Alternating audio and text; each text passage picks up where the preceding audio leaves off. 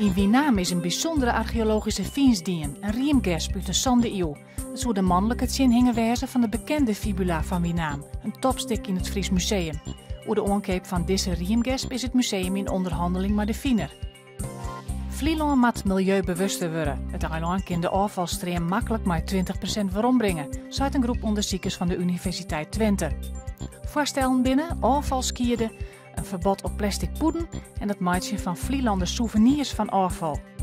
Joert ben de eindexamens begonnen op de middelbare school in Nederland. Net alleen nog spannend voor de leerlingen, maar ook voor de scholen. Vlien hier weer er een soort commotie omdat leerlingen examens stellen hierne. Dit hier binden daarom meer maatregels tegen fraude.